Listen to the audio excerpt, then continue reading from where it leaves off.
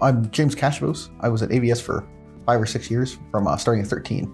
Right now, I own a small information security consulting business, so do try and stop hackers, I guess. So before AVS, I had been in the GT program starting in, I believe, 4th grade, and had moved up to the same program when I moved to middle school. Unfortunately, when I moved to that program, we were dissatisfied with it. My mom and I, there was a lot of courses that they were teaching that were essentially the same as they were previously. I was struggling quite a bit, not with grades, but just with not wanting to do the work. It was really frustrating and seemed kind of pointless. So my mom had heard about AVS many years prior, and we decided that was a good time to check it out. So we did, and I started going to AVS when I would have been in 6th grade. There was definitely a bit of an adjustment because you kind of go from having other people dictate what your day is like to you're dictating your own day. For me, that was a lot of, there's a weird nervousness you feel sometimes as a student when it's up to you. And if you don't, there's no learning requirements on you, so to speak. So it's up to you to figure out what you want to do with your day and how you want to spend it. It was pretty easy for me to get over. I ended up actually, I think, very valuably using my time over my years at AVS, even though it was only me dictating my day. I would say that one of the weirder transitions, though, was among people I had previously known from other schools. There was a few times where I don't know if it was misunderstanding or maybe they just didn't get to school, but there would be every once in a while times where they would question me severely about what I was doing with my day. These are my peers. It was kind of weird.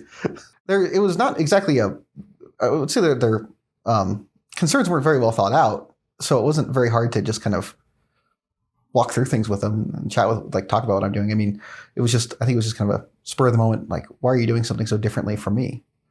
It's always a weird feeling. I felt that since then around other things.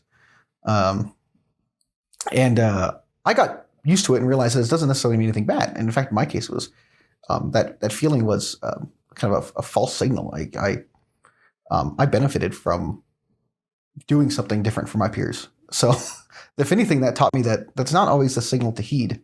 There's times where you might want to just, ignore that. First 2 years, played a lot of video games, which was very nice. I really value those years because while video games are frequently touted as a waste of time, I would say that for one, it kind of taught me the value of my time in certain ways. And on top of that, I was always playing with friends and other people at school, so there was a lot of social interaction with other people. Learned a lot about how to deal with pissing other people off, right? I mean, you're playing a video game, you're always gonna, especially with certain competitive games, you're gonna get into arguments and have to settle things, and that was a very good experience all on its own. After a couple of years doing that, I wanted to move more into doing something more, I guess it would be traditionally valuable with my time, if you will.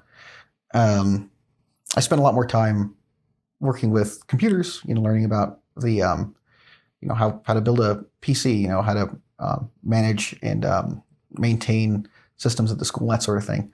I spent a lot more time out in the main room, which is the primary communal area, and talked about philosophy and religion and politics. So that was how I spent the most of the remaining of my time at school. It was very interesting because there was a lot of people that it's a school with various age ranges, so there's some people that know a lot more than you do, including staff members, and you have a lot more life experience. And then there's others that know way less than you do. People that maybe might be younger or maybe just don't care as much, and this is one topic that they are interested in. So you kind of have to you end up learning how to converse with a wide array of people that you may not necessarily not only not see eye to eye on it, but not even have the same experience as. I thought it was hugely beneficial. I had to, now my job centers around me talking to people that don't know much about what I do for for work.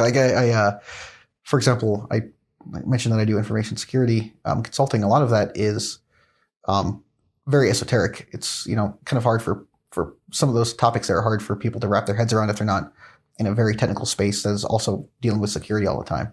So it kind of helps a lot with that. Those conversations helped a lot with trying to navigate things where you might not be seeing the same thing, where you might not have the same experience, or where you might not have the same knowledge. I held several positions over my time. For 1 year, I was the school meeting chair. And that's a position that lasts an entire year. That was a very good experience. You lead the school meeting, and you kind of observe. Because you're leading it, you tend to be more of an observing role than a active participant in the decisions themselves.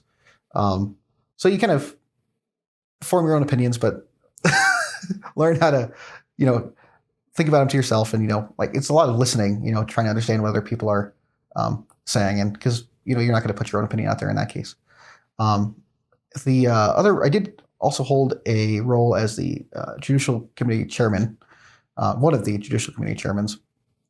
At the time, there's generally a block of several. That really forces you into it, I would say that even more so than the school meeting chairman role, I would say that forces you to be a bit of a weird role model. Role model might be the best term for it, because you're dealing with this role every single day, in some capacity, and you don't want to make more work for yourself and your peers, so you definitely don't want to get written up a lot.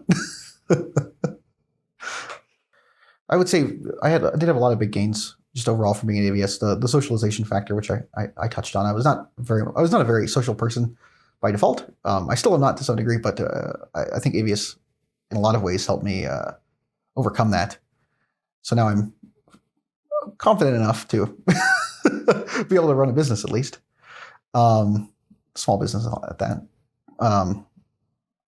The other thing AVS taught me a lot about, which I think was just kind of something I absorbed over time, was value of time, in some rules of time management. Because you got your day, and you got to figure out how you want to do with it. And if you're dissatisfied with how you spent your time at the end of the day, then either you fix it or you're just going to be continuing to be dissatisfied with how you're spending your time.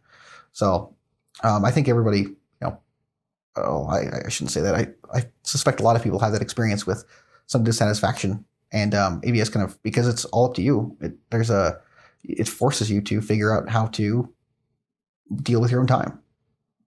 AVS really fostered the kind of DIY might not be the right term, but it's something similar. A lot of things you can do yourself. There's a lot of things that look difficult or complicated, but you can break it down into pieces if you're willing to, spend the time learning what that involves.